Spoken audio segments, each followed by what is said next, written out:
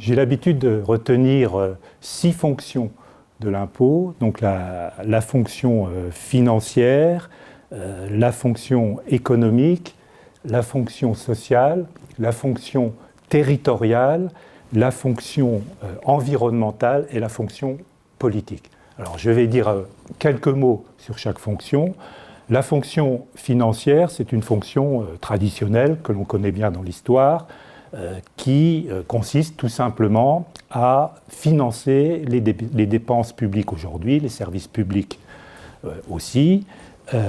Voilà. Donc elle a joué un rôle central dans la genèse de l'État moderne en Europe, d'abord en relation avec le financement de la guerre, puis selon sa propre dynamique. Alors on peut aussi remarquer que la croissance des dépenses publiques, alors on pense à Wagner, la loi de Wagner pour les économistes, à Tocqueville, qui a montré que c'était lié à la démocratie. La croissance des dépenses publiques a nécessité de trouver des recettes, et c'est la fiscalité qui a répondu à ce besoin. Fonction économique, donc la fonction économique, donc ça, c'est à relier dans l'évolution à l'État devenu interventionniste, donc les fonctions, le rôle de l'impôt, les fonctions ont changé, avec une fonction économique, on peut dire une fonction de régulation économique qui peut être conjoncturelle ou structurelle, avec la question de savoir comment les agents économiques vont répercuter la fiscalité, les changements de fiscalité, ce qu'on appelle l'incidence. Une fonction sociale, alors la fonction sociale habituellement est centrée sur la redistribution, c'est-à-dire l'idée qu'on va essayer de diminuer les écarts entre les revenus.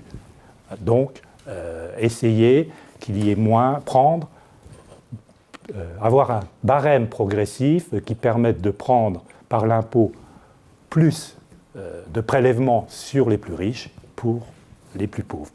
Alors, la fonction sociale, ça c'est cet aspect classique de redistribution, même si en France, il faut dire que la redistribution repose plutôt sur l'action sociale, prestations, cotisations sociales d'un côté et prestations de l'autre, et aussi le rôle des services publics, qui vont cibler les plus défavorisés. Alors, à cette fonction sociale, je constate qu'il y a une nouvelle dimension, qui est une dimension de reconnaissance des enjeux dans la société. Alors, un exemple simple que l'on connaît bien, c'est la famille. On va essayer, par la fiscalité, de reconnaître des grands enjeux de société que sont la famille. Alors, cette idée est particulièrement prégnante depuis la fin du XXe siècle, avec des courants, des philosophes comme Axel Honneth, qui a, non pas dans la fiscalité, mais d'une manière générale, réfléchi à la reconnaissance. Et donc, cette idée est que la fiscalité va, par exemple, aussi chercher à reconnaître la vieillesse, la dépendance, peut-être qu'il y a un enjeu, on y reviendra plus tard, la philanthropie, par les dons, etc. Alors, la fonction territoriale a un aspect classique aussi, qui est celui de la souveraineté de l'État sur une compétence géographique, sur un territoire donné. Ça, cet aspect est important, classique, mais il y a aussi deux autres dimensions à cette fonction territoriale qui sont l'égalisation des ressources, c'est-à-dire le traitement des inégalités de recettes fiscales, par exemple dans les États fédérés ou entre collectivités publiques dans le cadre de la décentralisation. Alors, une troisième dimension, toujours sur la fonction territoriale, est le développement économique, c'est-à-dire l'usage de la fiscalité à des fins de politique, d'aménagement ou de développement du territoire. On pense aux zones franches, on pense à des incitations fiscales, par exemple, pour les pôles de compétitivité, qui peuvent d'ailleurs créer une concurrence fiscale. La fonction environnementale, c'est un enjeu beaucoup plus récent, alors qu'il y a deux aspects, qui peut prendre un aspect, on va dire, incitatif ou un aspect punitif. Donc les exemples sont connus, c'est les écotaxes sur les énergies, les transports, la pollution, les ressources naturelles, ou des dépenses fiscales, c'est-à-dire des avantages fiscaux qu'on va donner pour favoriser des comportements conformes à la préservation de l'environnement. Alors, la fonction politique est très importante, peut-être qu'on l'oublie trop par rapport à la fiscalité. Fonction politique, elle vise à promouvoir l'impôt, contribution du citoyen. C'est l'idée que le citoyen va financer les services publics, les institutions, les politiques publiques, ce qui suppose, on pourra y revenir, de renforcer la légitimité du système fiscal. Alors, ces fonctions aujourd'hui sont en crise. Alors, je vais faire un panorama rapide des causes de cette crise. On a d'abord, bien sûr, la dette. La dette publique, la hausse de la dette publique, qui finalement contraint, structure la fonction financière de l'impôt et dénature son lien politique avec la dépense, avec aussi des questions de territorialisation de la rigueur budgétaire qui peuvent se produire. Nous avons également la mondialisation. Alors la mondialisation économique, financière, et qui a aussi un aspect important numérique, qui va remettre en cause notamment la territorialité matérielle de la fiscalité, des revenus taxables. On pense à la mobilité des capitaux, on pense aussi au commerce en ligne. Tout ça a beaucoup changé. Alors, autre facteur qui crée une perturbation des fonctions classiques, enfin des fonctions que j'ai, classiques ou pas, c'est la fiscalité dérogatoire. Alors elle s'exprime dans la multiplication de ce qu'on appelle les dépenses fiscales, les niches fiscales. Elle va conduire à une sectorialisation de la fonction économique de l'impôt au détriment de la macro-régulation.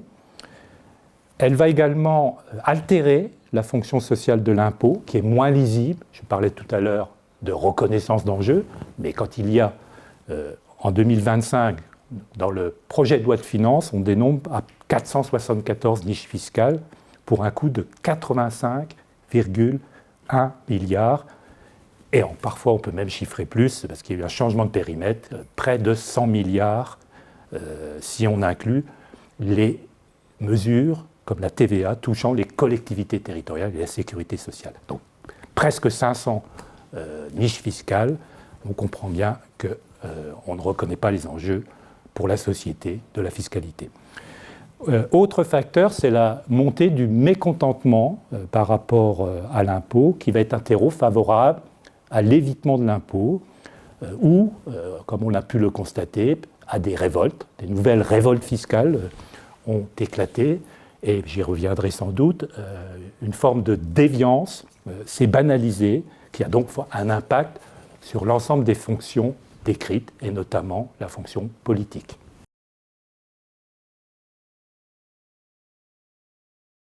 La mondialisation et la numérisation de l'économie se sont accélérées. Aujourd'hui, les capitaux, les biens, les personnes sont de plus en plus mobiles, ainsi que pour les administrations fiscales, les actifs taxables.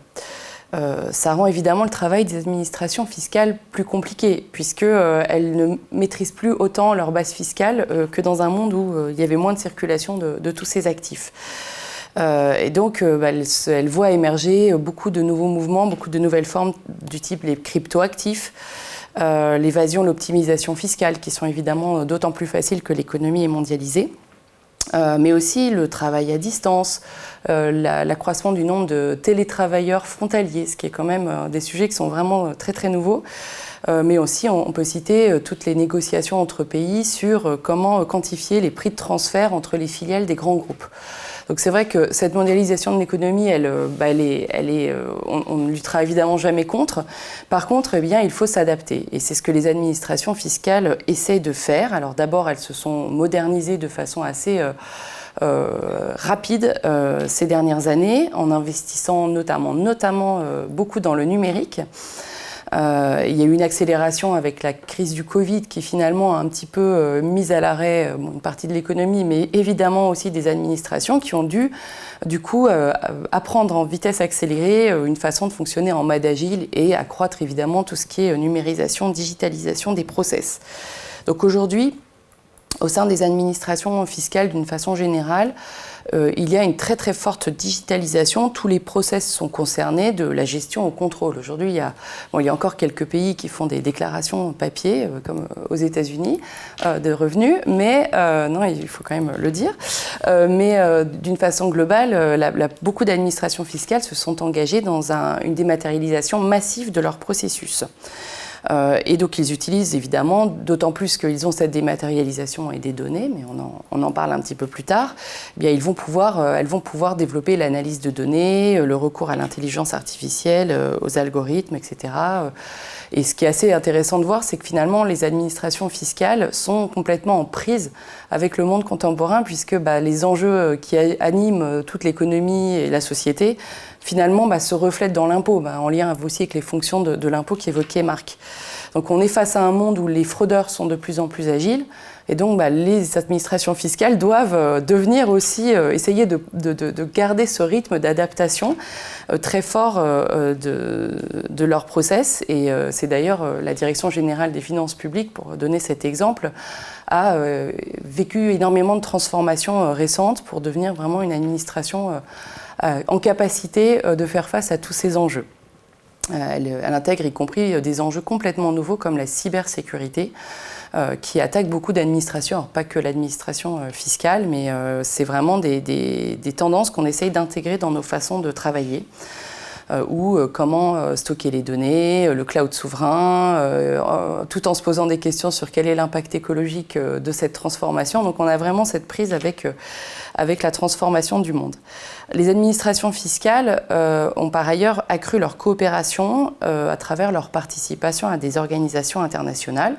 Évidemment, on pense à l'Union européenne, la France est membre, puisqu'il y a vraiment une harmonisation, une intégration croissante de la fiscalité au sein de l'Union européenne, ne serait-ce qu'en matière de TVA, même si la règle reste l'unanimité pour les décisions en matière de fiscalité.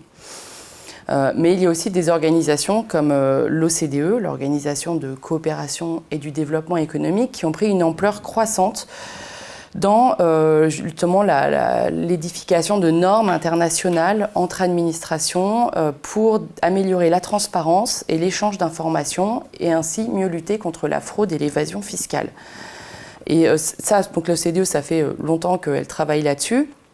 Et il y a également des forums un peu plus, c'est assez intéressant, des forums un peu plus dédiés aux administrations fiscales et pas que sur les négociations et les conventions fiscales. Je citerai par exemple le Forum des administrations fiscales, FTA en bon français, qui regroupe 50 pays, 50 administrations fiscales qui se réunissent régulièrement, alors une fois par an, mais aussi au sein de forums un petit peu plus dédiés, pour échanger sur leurs bonnes pratiques, pour s'interroger sur comment font les autres justement pour faire face à des process un petit peu évolués. Alors il y a la fraude, mais il y a aussi la relation à l'usager, il y a l'utilisation des données d'une façon plus ouverte, il y a comment on développe la confiance dans les administrations fiscales, le rôle de la coopération technique. Donc il y a vraiment beaucoup de sujets sur lesquels on échange. Et on sent ce besoin pour les administrations fiscales de se parler directement, de se comparer aussi, d'essayer vraiment d'aller repérer les meilleures pratiques pour justement évoluer dans leurs pratiques. Et c'est d'autant plus important qu'aujourd'hui, puisqu'il y a une numérisation croissante des process, toutes les administrations fiscales ont énormément de travail sur la mise en œuvre informatique des projets. En fait, la fiscalité aujourd'hui, c'est beaucoup du droit, mais c'est aussi beaucoup de l'informatique, puisque derrière tout nouvel impôt, la mise en œuvre passe par un nouveau projet informatique ou l'adaptation d'un projet avec des coûts afférents, une gestion de projet particulière. Et pour tout ça, c'est utile de comparer justement comment font les autres.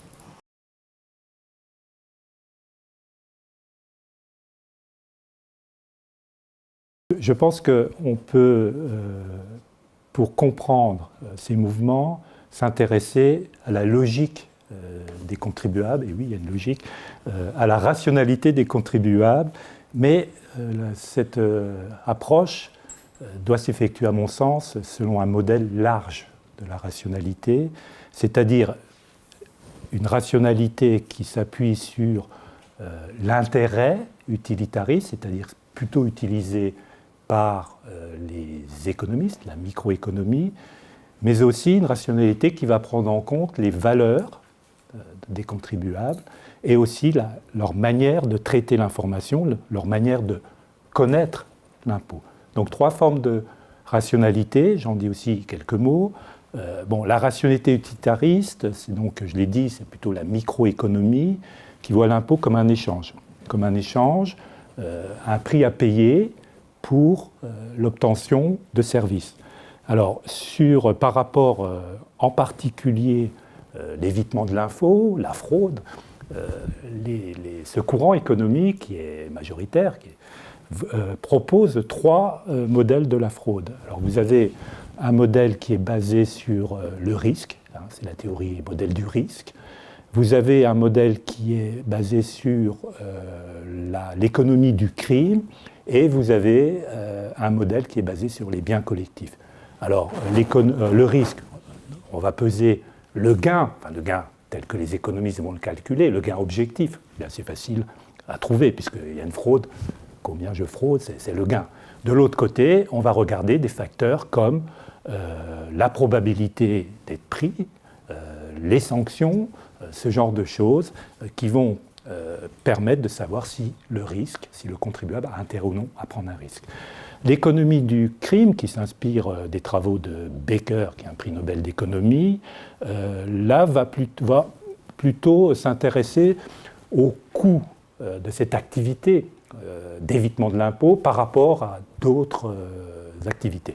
Les 2 modèles concluent à l'idée qu'il faut une dissuasion sévère, ce qui suppose des sanctions fortes, des contrôles fiscaux efficaces, etc.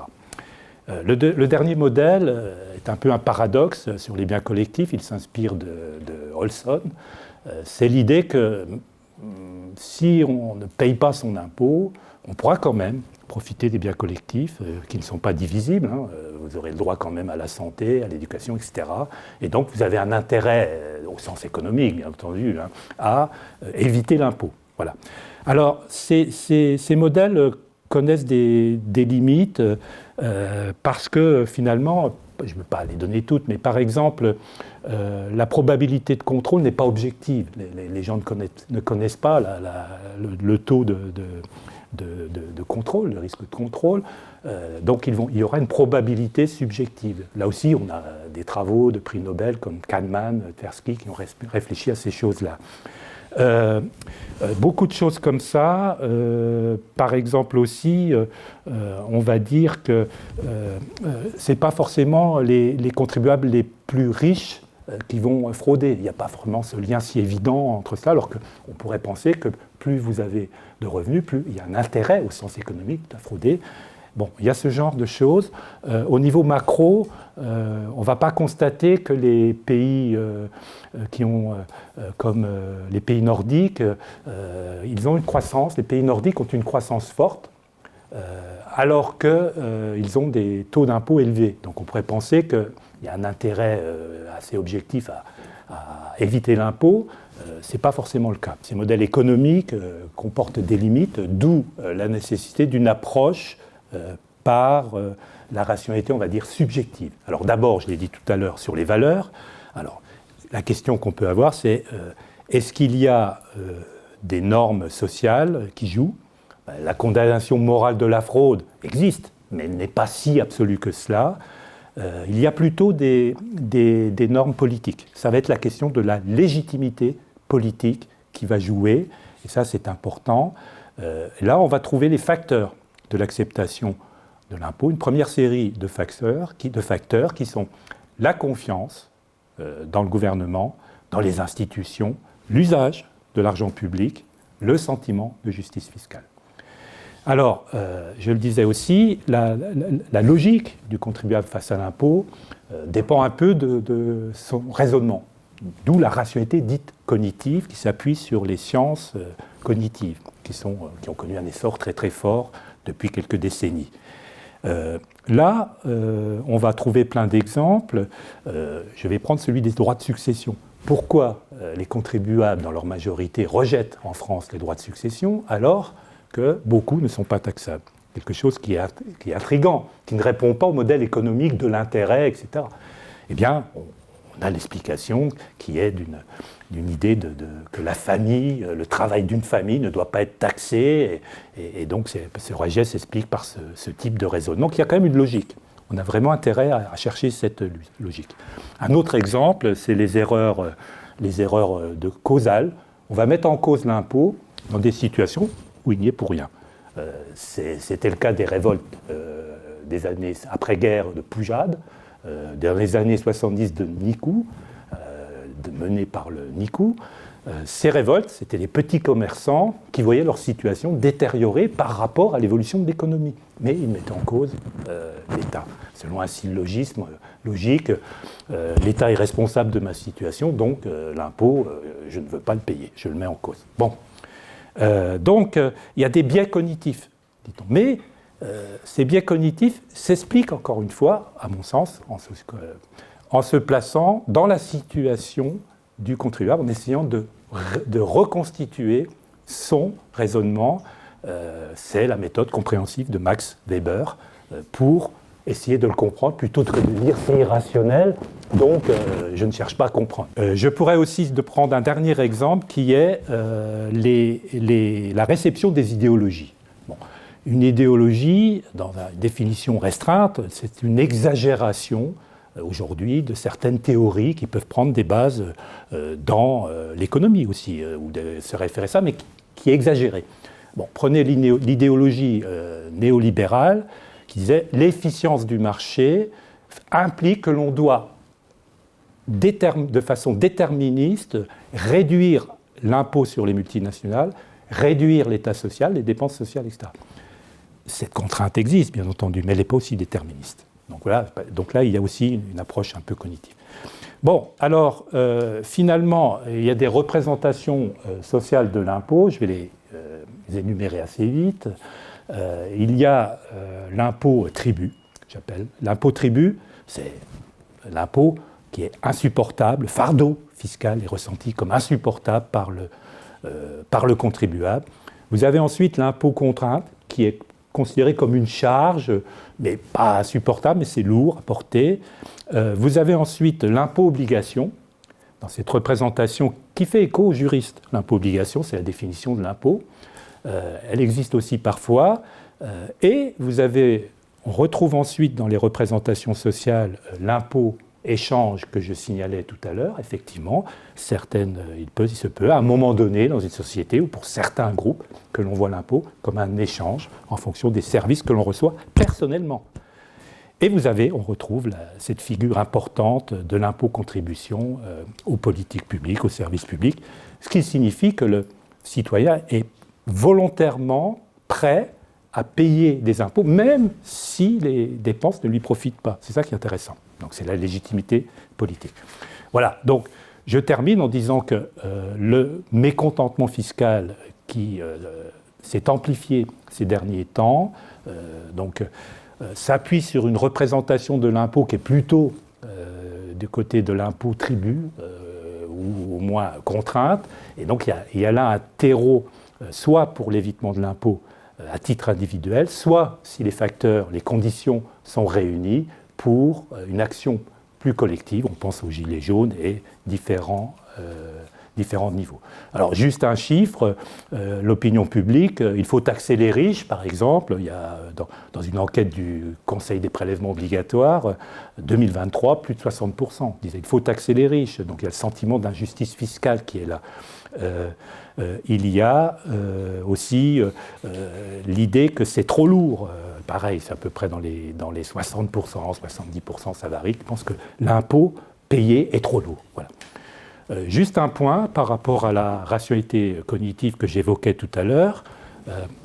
Cela veut dire que le rapport à l'impôt est un rapport concret qui va être façonné par exemple, les groupes de référence, les médias, les réseaux sociaux et par le rapport concret à l'administration fiscale qui va façonner ce sentiment d'impôt. Alors, justement, les administrations fiscales, je parlais notamment du cas de la France, que font-elles? Elles cherchent vraiment à développer de la communication positive autour du civisme fiscal. Alors, déjà, je nuancerai un tout petit peu le sujet du rejet de l'impôt parce qu'il y a des mouvements localisés certainement, mais on aime à rappeler souvent qu'en France, il y a 98% de recouvrement spontané de l'impôt. C'est-à-dire avant que l'administration fiscale ait fait quoi que ce soit en termes de relance ou de contrôle, une immense majorité paie spontanément ses impôts. Donc ça veut dire qu'il y a quand même dans notre pays une acceptation assez profonde du principe de l'impôt. Si je fais écho aux fonctions de l'impôt, il y a le côté financier, à quoi servent mes impôts? Oui. Eh bien, on a essayé vraiment beaucoup de communiquer sur 100 €, comment sont utilisés les impôts, et on voit quand même qu'une grande majorité va à la protection sociale. Donc, ça fait consensus que notre modèle social, alors il y a certes un gros poids des cotisations, mais l'impôt contribue à cette fonction de financement de dépenses sociales qui sont très très bien comprises et acceptées. Toléré dans notre pays ce haut modèle de socialisation finalement d'un certain nombre de la santé, de l'école, de l'éducation, etc. Par ailleurs, si on pense à la fonction redistributive de l'impôt, on sait aussi que la France notamment est un des pays dans lequel la redistribution est la plus efficace. Il y a eu beaucoup d'articles sur le fait que avant et après impôt, on voit un net transfert positif de revenus vers les ménages les moins aisés de la part des ménages les plus aisés. On cite souvent l'indice de Gini, donc ça a été mesuré, calculé, et ça c'est quand même, il y a certes toujours les mouvements Tax the Rich, je vais le reprendre parce que c'est aussi un mouvement qui a un écho international, mais en tout cas, dans le cas de la France, on voit quand même qu'il y a cette fonction redistributive est très bien comprise. Donc par ailleurs, ce que fait l'administration fiscale en France, la Direction générale des finances publiques, c'est des campagnes de communication. Il y a eu récemment des campagnes de communication tout à fait un peu originales par rapport à... C'est vrai que souvent, les impôts, on pense à contrôle, sanctions, etc., contraintes. Mais justement, ces campagnes pointaient le fait que l'impôt est là pour vous accompagner dans tous les stades de votre vie. C'était la personne, vous venez d'avoir un enfant, vous l'avez dit à votre voisine, à votre gardienne, vous ne nous l'avez pas déclaré. Pensez à nous parce qu'en fait, l'impôt a aussi des fonctions positives de redistribution. Et je pense que ces campagnes-là ont été très bien perçues et on essaie de montrer aussi qu'on a ce visage très positif, qu'on est là pour accompagner, appuyer la société. Il y a aussi en France une forte transparence, donc il y a à quoi servent mes impôts, il y a un accès très facile à tout toute la documentation, les projets de loi de finances, toutes les annexes, etc., qui montrent clairement comment sont recouvrés et utilisés les impôts, et ça je pense que ça facilite aussi cette acceptation. Je le dis parce que ce n'est pas le cas dans beaucoup de pays. Donc nous, on travaille beaucoup avec des pays en développement également en termes d'assistance technique. Et on voit là qu'il y a un lien clair entre l'impôt et le développement. Donc encore une fois, l'impôt, il joue dans beaucoup de pays justement en développement. Le taux d'imposition est très faible. On est souvent autour de 15%, notamment en Afrique de l'Ouest. Et c'est finalement un frein au développement de ces pays, au développement de fonctions justement vers l'éducation, vers la santé. Et donc, on essaie d'établir clairement ce lien parce que quand un pays, finalement, développe ses impôts, ses recettes intérieures, on l'appelle, eh bien, il dépend moins de l'aide publique au développement, il dépend moins de la dette, qui sont quand même deux sujets très, très compliqués et qui contraignent la souveraineté des pays. Donc finalement, l'impôt peut être aussi un outil de libération, quelque part, par rapport à des contraintes extérieures, de bailleurs ou de tutelle d'organisations internationales. Et c'est finalement lutter contre l'économie informelle, c'est aussi se dire qu'on a un but commun et faire société en payant l'impôt. Donc ça, c'est vraiment des sujets qui résonnent complètement dans des pays où l'impôt est moins élevé. Je suis tout à fait d'accord avec ce qui a été dit. Ce que j'essayais effectivement de montrer, c'est que il y a aussi je l'ai dit, des biais cognitifs qu'on peut expliquer, qui font que parfois on est plutôt dans l'impôt, dans la figure de l'impôt obligation. Je respecte mes obligations, et pas toujours dans l'impôt contribution que les sondages le montrent, qu'on va quand même contesté, même si ça ne se traduit pas directement par des comportements de déviance par rapport au paiement ou par rapport à la déclaration. Voilà. Mais sinon, sur le fond, là je faisais l'état de l'opinion, sur le fond, je reprends sur une notion que vous avez donnée, tout à fait d'accord sur l'impôt liberté en quelque sorte aussi. C'est paradoxal, mais oui, l'impôt liberté, c'est les travaux de Gabriel Ardan sur l'histoire de l'impôt, qui a montré que l'impôt a été, par rapport à d'autres procédés, une façon de libérer les sociétés.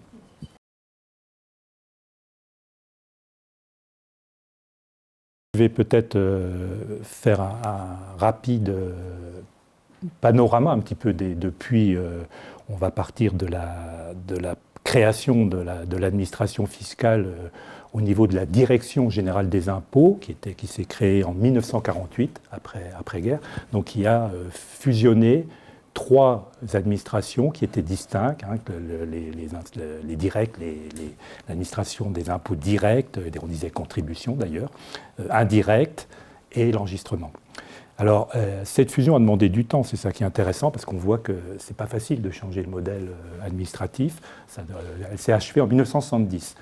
Donc, il s'agissait de s'adapter à l'évolution du système fiscal, qui était devenu un système basé sur des impôts synthétiques, de masse. Les grands impôts ont été créés ou généralisés, hein, généralisation de l'impôt sur le revenu, l'impôt sur les sociétés, créé en 1948, au taux de 50%, il faut quand même le rappeler peut-être, de la TVA en 1954, puis la généralisation en 1968. Bon, voilà. Alors, c'est aussi la mise en place du système déclaratif dont on parlait tout de suite, mise en place qui a nécessité l'installation d'un contrôle qu'on appelait polyvalent, hein, des agents polyvalents pour contrôler, qui a posé quelques problèmes. Je parlais des révoltes, ça ne s'est pas fait tout de suite pour accepter ce nouveau système. Bon, réforme donc inscrite dans la modernisation d'après-guerre. L'État est devenu interventionniste dans tous les pays, riches en tout cas, en raison de la diffusion du keynésianisme et de la protection sociale qui s'étendait. Avec une particularité pour la France, c'est qu'elle s'est appuyée sur la haute fonction publique, formée au sein de la jeune école nationale d'administration, l'ENA, hein, qui venait d'être créée en 1948 de mémoire, ou 1945, pardon, et aussi qui s'appuyait sur une forme de planification, qui a connu un âge d'or très important. Donc ça, c'est une particularité. On peut dire que du point de vue du management, ce modèle était quand même un modèle assez rigide, assez hiérarchique, avec une centralisation de la décision, du formalisme, hein, par les instructions administratives, etc. Bon, voilà. Alors, une deuxième étape qu'on peut signaler ensuite, c'est dans les années 90, une autre mutation qui est liée en partie à l'Europe, puisqu'on a l'acte unique européen de 1986 qui va entraîner la mise en place, la création de la TVA intracommunautaire en 1993. C'est un premier facteur. On peut aussi pointer comme facteur un malaise des agents des impôts, puisqu'il y avait eu un mouvement social, une forme de grève en 1989. Et puis aussi, c'est l'époque où, en 1990, on cherche à renouveler le service public. C'est une circulaire du gouvernement du Premier ministre Rocard qui avait demandé des changements dans les administrations, qui va donc avoir des effets sur l'administration fiscale. Alors, en pratique, le changement, c'est surtout une déconcentration des crédits. On peut signaler aussi la création d'un grade spécifique pour le responsable de centre des impôts. Alors, le responsable du centre des impôts devient le chef des services locaux, et aussi des améliorations de moyens matériels, la micro-informatisation. On donne des ordinateurs aux agents. Amélioration des carrières, des primes et renforcement de la formation. Alors, un mot sur le contrôle fiscal à cette époque. Bon, ce contrôle fiscal va s'organiser, se renforcer, et il fait l'objet d'une organisation spécifique avec une place centrale donnée aux vérificateurs qui sont chargés de ces contrôles fiscaux, notamment pour les entreprises, qu'il devient un acteur important de la décision, qu'il doit essayer de concilier le rendement du contrôle fiscal, mais aussi l'acceptation de ces contrôles fiscaux. Donc c'est un modèle qui ne correspond pas aux bureaucraties classiques de Weber ou Crozier. Bon. Troisième moment, c'est la LOLF, c'est la loi organique relative aux lois de finances, c'est 2001. On est dans un contexte de contraintes sur les dépenses, de mesure de la performance. Donc on va chercher à mesurer la performance des administrations par des indicateurs. Ils ont évolué, ces indicateurs, mais ils façonnent, là, bien sûr, l'action de l'administration. Alors, ici, je voudrais donner un exemple, mais on pourrait y revenir. Aujourd'hui, dans le PLF 2025, il y a des indicateurs, vous l'évoquiez tout à l'heure, sur l'intelligence, la part des contrôles basés sur l'intelligence artificielle, que ce soit des professionnels ou des particuliers. Donc la cible est fixée à 40%. Il y a aussi des indicateurs sur les dossiers répressifs transmis au parquet. Vous avez aussi la fiscalité internationale, le taux net de recouvrement. Voilà, on sent que ça a bougé. Alors ensuite, on peut aussi citer, dans la ligne certainement de la création de la loi organique relative aux lois de finances, de la démarche de performance, on peut citer la création de la DGFiP qui date de 2008, qui fusionne l'ancienne Direction générale des impôts avec cette fois la Direction de la comptabilité publique. On séparait les impôts de la comptabilité publique, donc tout ce qui est un peu recouvrement, etc. C'est toujours séparé, mais c'est au sein d'une même administration, vous le savez. Voilà, et peut-être l'observation sur le fonctionnement du modèle, c'est la création des guichets uniques, services au niveau des services locaux, services des entreprises, services des particuliers, où vous vous adressez à un guichet unique, c'est quand même des modernisations importantes. Voilà, et puis bon, la dernière mutation, on en parlait avant, c'est la digitalisation et bientôt l'introduction de l'intelligence artificielle.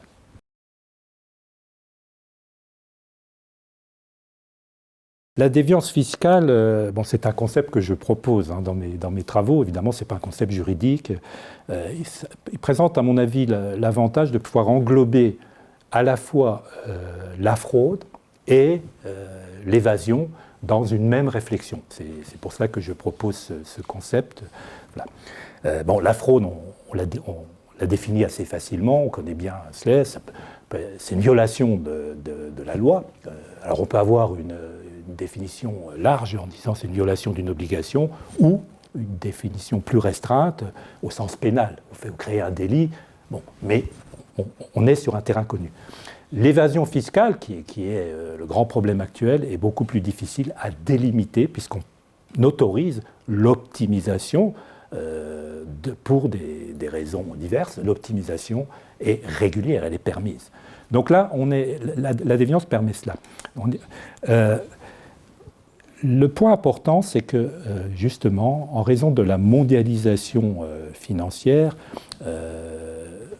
la mondialisation économique, mais aussi financière, je pense à la liberté des capitaux, qui a été généralisée dans les années 90, les acteurs intégrés dans la mondialisation, grandes entreprises multinationales, par exemple, ou, pour les particuliers les plus riches, vont non pas frauder au sens classique du terme le droit, mais vont utiliser le droit, ses lacunes, ses incohérences, non pas pour frauder de front, encore une fois, mais pour payer moins d'impôts. Voilà. Alors les montages sont compliqués, ils sont appuyés par des conseils avertis. On a signalé tout à l'heure le transfert de bénéfices, permet de transférer les bénéfices dans un pays à taux élevé vers des pays à fiscalité privilégiée, faible, voire des paradis fiscaux. Voilà. Donc le phénomène, c'est une banalisation de la déviance fiscale par l'évasion. C'est difficile à mesurer, mais elle a testé. Alors, pourquoi il y a eu cette banalisation ? Il y a eu plusieurs facteurs. Diffusion d'une idéologie néolibérale, je l'ai mentionné tout à l'heure.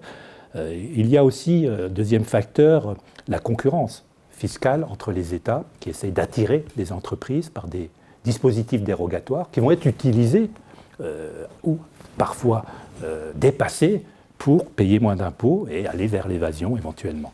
Vous avez la complexité aussi du droit fiscal qui va permettre de l'utiliser plus facilement. Vous avez l'insuffisance du soft law avant les réformes. J'explique comment ça a apparu. L'insuffisance du soft law. C'est quoi le soft law ? C'est-à-dire qu'on n'avait pas des règles, on essayait de se mettre au niveau international, de trouver des accords pour réguler les dispositifs de certains États qui étaient trop avantageux pour, par exemple, des grandes entreprises. Donc ce soft law a été insuffisant, c'était le cas de l'OCDE. Signalons aussi autre facteur, le blocage de la construction européenne, de l'harmonisation des impôts, en matière d'impôts sur les sociétés, ce genre de choses. Et puis peut-être aussi un modèle de régulation administrative qui a été, dans certains pays, trop inspiré de certains préceptes de la nouvelle gestion publique, du New Public Management, où on n'a peut-être pas assez mis les barrières à certains comportements. On était plus dans l'accompagnement, mais cette fois dans un accompagnement trop conciliant par rapport à certains comportements. Voilà. Donc la problématique, c'est justement de chercher si cette déviance, parce qu'on dit déviance par rapport à quoi, finalement transgresse des normes. Alors, je l'ai un peu abordé tout à l'heure, des normes politiques, oui, la légitimité de l'impôt la légitimité politique de l'impôt est affaiblie. Donc, là, on est plutôt dans la défiance, quand même, une certaine défiance, même s'il y a tous les éléments que vous avez donnés tout à l'heure, quand même. Il y a quand même une certaine défiance générale. Donc, des normes politiques pas faciles à trouver, sauf les facultés contributives. Puisque, je l'ai dit tout à l'heure, c'est l'article 13 de la Déclaration des droits de l'homme. Je l'ai dit tout à l'heure, une grande partie de l'opinion publique demande qu'on taxe les plus riches, ce qui renvoie à la règle, au principe des facultés contributives, qui est politique aussi, pas seulement juridique. Bon, les normes sociales, il n'y en a pas beaucoup par rapport à cela, parce que finalement, la condamnation de la fraude, elle existe, je l'ai dit, mais elle est relative. Certains groupes ont peut-être plus de rejet de l'impôt que d'autres, mais on n'a pas une norme sociale franche pour dire qu'on va condamner cette déviance. Alors, finalement, et je termine par cette idée, cette banalisation de déviance fiscale, notamment par l'évasion, transgresse quand même les finalités du système de l'impôt, le coût pour les recettes, la possibilité de l'impôt qui sert à toutes ces finalités sociales que vous avez rappelées.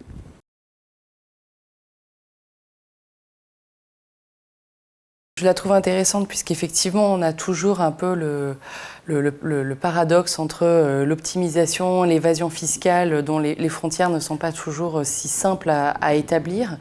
Et d'un autre côté, il faut aussi avoir toujours en tête la compétitivité économique de notre territoire. Donc l'impôt doit à la fois permettre une juste taxation, mais ne pas brider la compétitivité économique parce qu'on a besoin aussi des entreprises. Et la situation budgétaire du pays appelle à ce qu'effectivement on ait aussi cette fonction bien en tête. Je dirais que pour l'administration fiscale, il y a un peu deux jambes, pour s'inspirer de préceptes chinois, qui sont toutes les deux fortes. L'une est vraiment la facilitation pour les citoyens de leur déclaration d'impôts, que ce soit pour les particuliers ou les entreprises. Donc évidemment, on a cité la numérisation, puisque ça a été finalement assez vite. Les entreprises, on a commencé un peu avant dans les années 2000 et quelques, et ça a été achevé relativement en avance de phase. Pour les particuliers, on a mis un petit peu plus de temps, on a laissé plus de délai, puisque c'était un changement culturel important. Et voilà, il y a eu des incitations au départ. Rappelez-vous, on avait 20 € quand on déclarait en ligne. Bon, on est loin de ce temps maintenant, puisque aujourd'hui, il y a une très très grande majorité de télédéclarations. Justement, donc ça a été une première facilitation. Mais au-delà de ça, on ne se contente pas de ça. Ce que l'on fait, c'est qu'on pré-remplit beaucoup de déclarations, notamment pour les particuliers, bien, toutes les données que vous avez pu déclarer sur vous avez loué votre appartement pendant les JO, ou vous avez une aide à domicile de quelconque nature, eh bien, on récupère les données, on les utilise pour pré-remplir la déclaration d'impôt pour que tout simplement le citoyen, l'usager, n'ait pas à aller chercher les données. Elles sont déjà établies dans sa déclaration. Alors, il est censé les vérifier, mais je dis censé parce qu'aujourd'hui, on est arrivé... Alors déjà, on peut télédéclarer sur le smartphone, ce qui est de plus en plus le cas. Et on peut également à peine vérifier sa déclaration d'impôt, elle est presque par défaut. Et ça, c'est quand même une évolution fondamentale, puisqu'avant, il y avait un peu le côté, la corvée de la déclaration d'impôt est devenu un acte complètement intégré à la gestion quotidienne. Donc ça, c'est vraiment, quelque part, c'est aussi une facilitation qui est très importante pour le civisme fiscal, parce qu'on peut toujours avoir des beaux discours sur « il est important de payer ses impôts », mais le faire avec une telle facilité, du coup, ça devient un acte qui est vraiment naturel. Certaines administrations vont plus loin, puisque notamment dans le cadre du Forum des administrations fiscales à l'OCDE, on parle de seamless taxation. Désolée pour ce terme anglais, mais c'est un peu, comme on dirait, la taxation sans couture.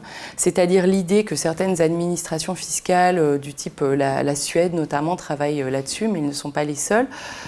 Finalement, à y récupérer les informations des contribuables dans leur univers. C'est-à-dire que les contribuables n'ont même plus à aller remplir une déclaration, on récupère toutes leurs données et en fait ils n'ont plus rien à faire. Donc c'est vraiment cette idée que la taxation doit se faire sans aucun effort quelque part. C'est la taxation sans effort. Voilà, parce que c'est tellement normal de payer ses impôts que l'administration se débrouille, finalement est agile et fait cela de façon très facilitée pour les citoyens.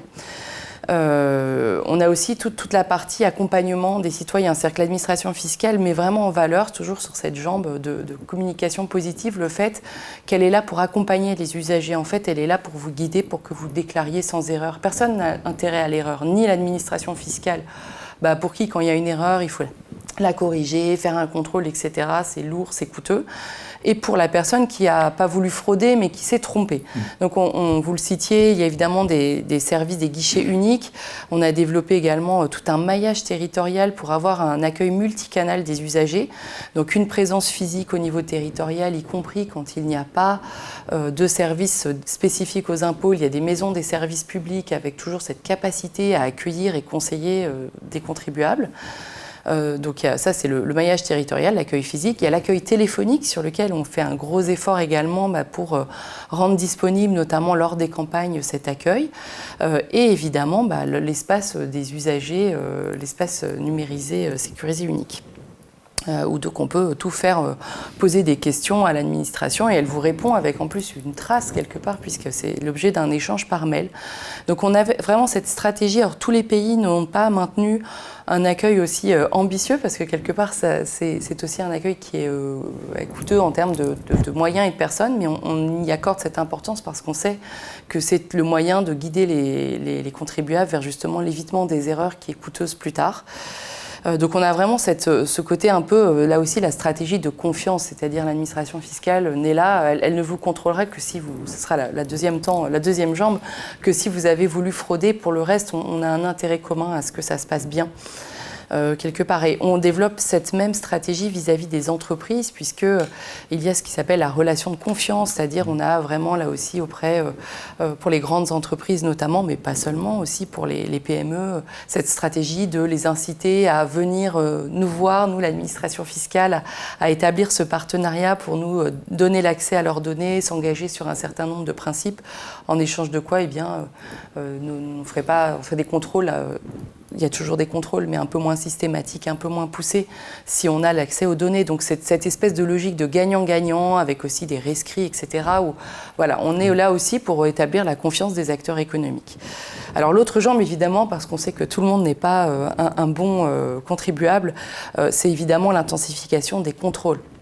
À cet égard, il y a eu plusieurs plans gouvernementaux ambitieux de lutte contre la fraude qui sont annoncés, mis en œuvre avec une intensification des moyens, puisqu'on consacre des personnes supplémentaires pour lutter contre la fraude fiscale.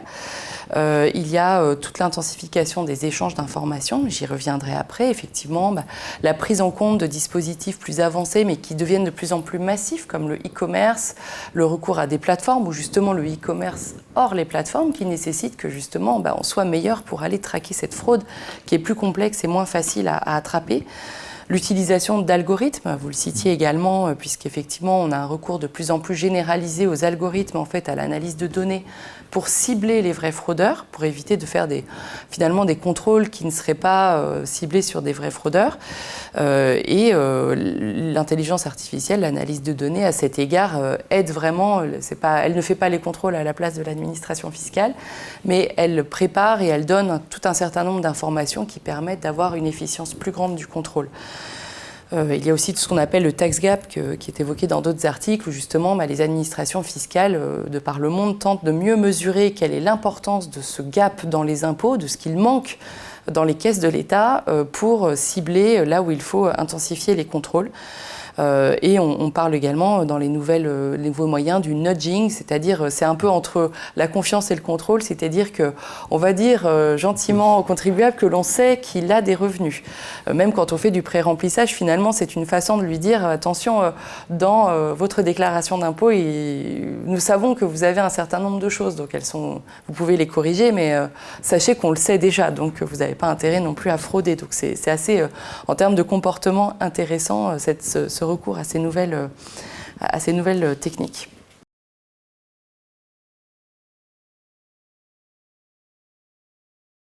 Il y a une numérisation croissante des process, donc on récupère beaucoup plus de données. À cet égard, par exemple, la prochaine entrée en vigueur de la facturation électronique dans toute l'Union européenne, puisque c'est un process qui dépasse largement la France, va nous permettre de récupérer encore plus de données sur justement tous les échanges économiques. Donc ça va encore accroître ce silo, cette banque de données que nous avons. Et la stratégie française et qui est partagée par un certain nombre d'administrations avancées, mais aussi de pays en développement, c'est de développer des silos de données et ce que l'on appelle des lacs de données. Donc avoir vraiment une banque de données, pour le dire en termes moins techniques, qui permettent en fait de disposer de données de qualité. Alors il y a tout un pan qui n'est pas forcément très visible et très mis en avant et qui est un petit peu ingrat, qui est le travail sur la qualité des données, puisque même quand on récupère des données numériques, après il faut être sûr qu'elles sont de bonne qualité, propres, bien rangées, au bon endroit, bien labellisées. Pour utiliser les données, il faut commencer par faire cette espèce de travail finalement d'archiviste presque, et qui est long et compliqué. Et une fois, comme en France et dans d'autres pays, il y a ce lac de données, on peut utiliser ces données d'une façon intelligente entre guillemets, c'est-à-dire faire croiser des données dans la limite évidemment du RGPD pour faire des contrôles fiscaux plus ciblés. On peut utiliser ces données en faisant de l'API, c'est-à-dire mettre à disposition nos données pour d'autres administrations afin qu'elles servent dans des process différents, typiquement pour l'attribution de bourses, quand c'est lié à un coefficient fiscal, on peut directement mettre la donnée à disposition des collectivités locales ou des rectorats. On a aussi un exemple que je citerai qui est à la croisée de l'intelligence artificielle et de l'utilisation des données. C'est le foncier innovant. Donc c'est un processus qu'on a utilisé en premier lieu pour les piscines, qui tend en fait à comparer ce qui existe dans notre cadastre et les images satellitaires pour en fait voir où il y a des discordances, ce qui nous permet d'aller interroger très gentiment les usagers sur le fait qu'il y a une discordance et pourraient-ils nous la justifier. Dans la plupart du temps, cela conduit à ce que les contribuables déclarent des piscines qu'ils auraient oublié de déclarer. Et ça a permis de générer des revenus fiscaux particulièrement importants et d'ailleurs presque d'autofinancer le développement de cette application. Donc ça, c'est un projet qui a attiré beaucoup d'attention internationale d'ailleurs, qui a été imité dans d'autres pays à la suite de ce projet, je tiens à le dire. Je pense notamment à nos collègues grecs, mais ce ne sont pas les seuls. Et donc vraiment avoir cette utilisation finalement des images, d'images d'une autre nature pour améliorer, optimiser de façon beaucoup plus moderne les données que nous avons, nous, pour faire le contrôle. Je dirais en dernier lieu, ça sert aussi à faire de la data visualisation, des données qui sont utilisées par exemple pour faire du conseil aux collectivités locales, puisque nous avons des conseillers aux décideurs locaux qui peuvent se servir de ces mêmes silos de données. On est loin que du contrôle en fait, c'est pour dire toutes les fonctions que peuvent avoir ces données. Pour justement aider les collectivités locales à savoir où investir, quel est leur potentiel fiscal, quels sont les gisements un petit peu de recettes, les leviers qu'il faut peut-être activer, moins activer, avec vraiment ce côté de data visualisation. Donc on essaie vraiment de travailler sur l'utilisation de ces données. Ce qui est intéressant, c'est que beaucoup de pays en développement qui n'avaient pas forcément toutes les applications informatiques qu'on a depuis très longtemps, qui sont pour certaines dans des langages un peu anciens, qu'il faut maintenir. Et la maintenance en conditions opérationnelles représente un gros effort et un gros budget. Certains pays en développement ont pu directement aller vers la numérisation, de la digitalisation de leur administration fiscale avec les dernières technologies, avec un peu le recul qu'ont pu avoir des pays développés sur ce qu'il faut faire et pas faire. Et donc ça, c'est vraiment intéressant de voir à quel point il y a ce rattrapage très fort, même si il y a des renforcements de capacités, on en parlera aussi, à prévoir pour ces administrations qui souvent ont moins de moyens et moins de personnel. Le fait de pouvoir recourir à ces nouvelles technologies les aide à progresser très très vite et à rejoindre le chemin des administrations fiscales plus avancées. Vous parliez également du stockage de données. Effectivement, on a des solutions de stockage de données, notamment avec un cloud souverain, puisque c'est important pour nous de ne pas mettre nos données sur un cloud privé qui serait facilement accessible et attaquable, avec aussi toute une réflexion sur l'écologie, puisqu'on sait que l'impact écologique du numérique est fort, et donc il y a vraiment toute une réflexion au niveau de Bercy, au-delà même de la DGFiP, sur comment utiliser le numérique d'une façon la moins impactante possible pour l'écologie, faire moins de mails, faire attention au stockage des données importantes, mais aussi avoir pas trop de data centers, les rendre les plus efficients possibles. Donc on est au croisement de plusieurs problématiques, mais évidemment le stockage et la protection des données sur lesquelles on est très attentif à tout ce qui est cybersécurité sont très importants. Je citerai une dernière chose sur ces sujets de données. À la Direction générale des finances publiques a été créée il y a 5 ans une délégation à la transformation numérique pour dire à quel point ce sujet est important pour nous, et qui a vraiment un rôle justement sur les lacs de données, comment le structurer, comment les utiliser, comment mettre des outils à disposition des agents, parce que ce n'est pas que pour les contribuables. En aidant les agents, on aide finalement aussi les contribuables à utiliser les données. Vraiment toute la réflexion sur l'accessibilité de nos systèmes, mais également sur la transformation numérique pour nos propres agents. Donc, je le disais, elle est extérieure, mais elle est aussi, si on veut que ça devienne, que ce soit utilisé dans les process quotidiens, mais il faut former nos propres agents, les sensibiliser à l'importance de cette transition pour qu'on soit cohérent avec nous-mêmes. Et donc voilà, c'est une délégation qui travaille beaucoup sur ces sujets et qui a poussé beaucoup de sujets que j'évoquais dans ce domaine. Sur la coopération internationale, alors il y a une coopération administrative accrue qui s'incarne notamment dans les échanges d'informations croissants. Alors, bien sûr, au niveau européen, tout d'abord, puisqu'on a une directive dite DAC qui date de 2013 et qui s'est déclinée, enrichie avec bientôt maintenant 9 champs d'échange qui vont des salaires, pensions, traitements, bon, ça c'est le premier niveau, jusqu'à aujourd'hui certains montages transfrontaliers, les cryptoactifs, sujet qui est aussi repris au niveau international, et les revenus des plateformes par exemple. Donc on a vraiment au niveau européen une intensivité intensification très forte de cette coopération. Quand on échange les informations, bien on est en mesure de mieux traquer la fraude. Il y a également une intensification de ces échanges au niveau international avec l'OCDE qui a pris un rôle de plus en plus grand avec notamment ce qu'on appelle le Forum mondial pour la transparence et l'échange de renseignements où avec 170 pays y adhèrent, plus de 170 pays même. Et ça permet vraiment avec ces échanges croissants qui est sur les comptes bancaires notamment, mais pas que, donc bientôt les cryptoactifs, etc., permettent d'identifier des recettes supplémentaires, y compris au profit des pays en développement. C'est ça qui est intéressant, c'est vraiment un process très partagé.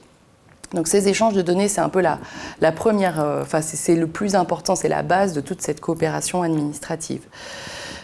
J'évoquerai aussi ce qu'on appelle le pilier 2, puisque c'est des années de négociations à l'OCDE qui ont permis, dans le cadre d'une initiative que l'on appelle BEPS, pardon pour tous ces acronymes, c'est une initiative qui vise en fait à établir des grands principes entre les pays, de coopération entre les pays, pour lutter contre l'érosion des bases d'imposition. Donc, dans le cadre de cette initiative BEPS, 135 pays se sont accordés en fin 2021 pour réformer en profondeur le système fiscal international de taxation des multinationales et répondre justement aux défis qu'on évoquait au départ de la numérisation de l'économie. Donc, il y avait une solution à 2 piliers pour mieux répartir la fiscalité entre les États. Le pilier 1, que je n'évoquerai pas trop parce qu'il décolle moins, et pour mettre fin au moins-disant fiscal de certains États, ce qu'on appelle le pilier 2, c'est-à-dire l'instauration d'un impôt effectif minimal mondial de 15% pour les plus grandes multinationales. Donc l'idée derrière ça, c'est bien de réduire les incitations des grandes multinationales à localiser leurs profits dans les paradis fiscaux qui ont de faibles taux d'imposition, puisqu'avec ce processus, dans les cas de sous-taxation de certaines entités d'un groupe, une imposition complémentaire peut aller être récupérée et récupérée par l'État dans lequel ces autres entités sont établies. C'est intéressant de souligner que l'Union européenne a transposé d'ores et déjà le texte en directive européenne, donc les 27 États préparent son application et d'autres pays commencent à entrer dans l'entrée en vigueur de ce texte en Asie, au Canada, en Australie, au Moyen-Orient, mais avec quelques petits sujets liés à l'attitude américaine notamment, mais j'y reviendrai parce que je développerai après. Sur la coopération, cette coopération administrative, elle est très importante sur les échanges de données. Je dirais par exemple la Direction générale des finances publiques a un réseau de 6 attachés dans le monde. Ça peut paraître peu, mais ça couvre des zones importantes, hein, l'Europe, le Maghreb, les États-Unis, l'Asie, globalement. Et qui facilite en fait ces échanges d'informations et puis les relations bilatérales que l'on a entre administrations. Ça, c'est vraiment important parce qu'on l'a cité que l'Union européenne, la participation au Forum des administrations fiscales, on a quelque part un réseau des directeurs d'administration fiscale qui peuvent se faire même des WhatsApp et échanger de façon très fluide dans le nouveau monde que l'on est. Donc ça, c'est vraiment très intéressant, la façon dont ça évolue. Par ailleurs, la Direction générale des finances publiques est une grosse pourvoyeuse de coopération technique. C'est vraiment un sujet très important. C'est comment justement on met en œuvre l'aide publique au développement à travers l'apport d'assistance, d'aide, de formation vis-à-vis des pays en développement. Donc on fait des actions très classiques en bilatéral, des actions multilatérales financées par les bailleurs, notamment l'AFD, l'Agence française de développement, mais aussi l'Union européenne. Par exemple, pour la DGFiP, on projette une vingtaine d'experts à long terme dans les pays, environ autour de 800 jours d'hommes d'expertise par an, de gens qu'on envoie de notre réseau dans les pays en développement, dans 25 pays. Donc c'est quand même quelque chose qui est très important, dans lequel on a investi beaucoup. On a aussi des initiatives un peu, aussi un petit peu particulières. Par exemple, on accueille des élèves étrangers chaque année dans nos écoles de formation, qui derrière repartent avec la même formation que des inspecteurs des impôts français.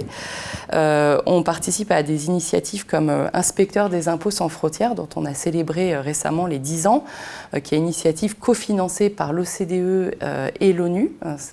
c'est assez rare pour être souligné, et qui permet en fait vraiment de faire un transfert de compétences. On envoie des spécialistes du contrôle fiscal dans ces pays pour les aider à vraiment regarder des dossiers de façon très concrète, entre pairs. On développe cette collaboration entre pairs. Pour les aider, là aussi, ce programme a permis, par exemple, de gagner 2,5 milliards de dollars de recettes fiscales supplémentaires. Donc, c'est quand même très important. Les thématiques autour desquelles on travaille, c'est toujours ce que l'on évoquait, la mobilisation des ressources intérieures, c'est-à-dire vraiment des recettes intérieures, donc vraiment la capacité à plus ou moins lever l'impôt. Il y a d'autres recettes, mais l'impôt est assez fondamental à faire, lutter contre l'économie informelle, développer le civisme fiscal, un peu toutes les thématiques qu'on retrouve chez nous finalement, améliorer le recouvrement, etc.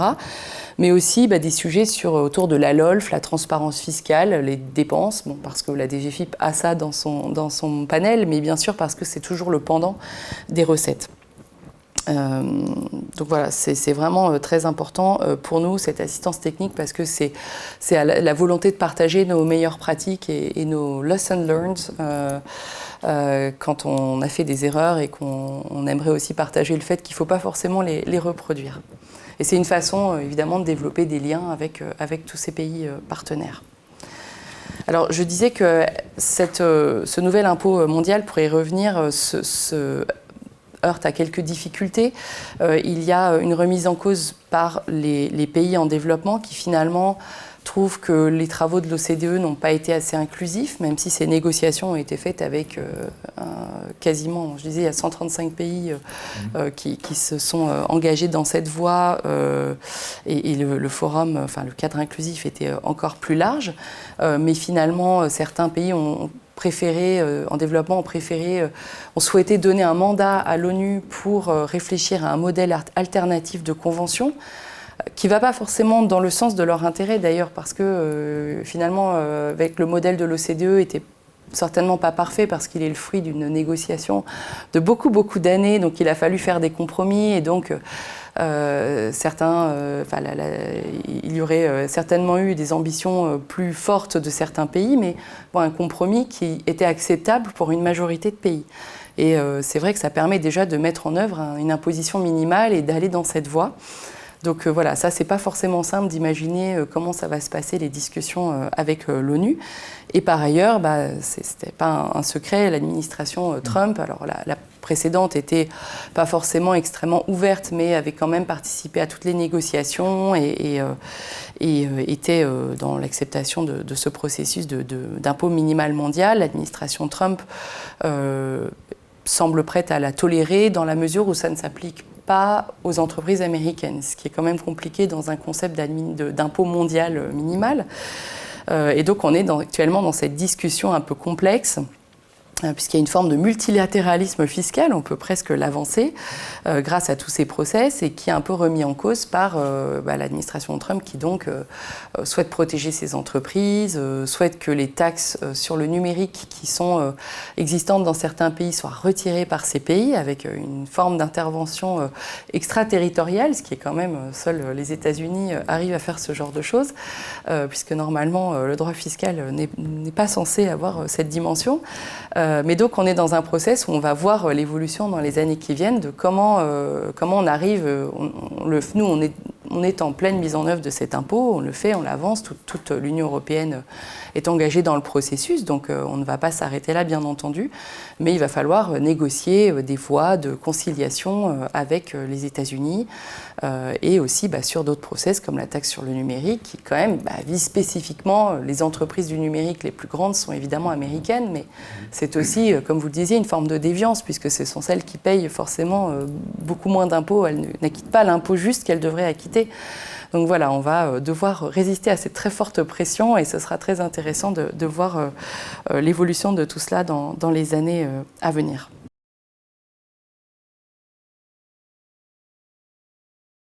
On parlait du multilatéralisme. Je crois que peut-être que cette mutation marque politiquement un recul, en espérant pas la fin, mais du multilatéralisme, donc avec un repli un petit peu sur les missions régaliennes aussi, parce qu'il y a les enjeux de défense, de sécurité par rapport aux matières premières. On peut se poser la question, c'est peut-être la fin aussi d'un modèle qui reposait sur les accords informels, le soft law.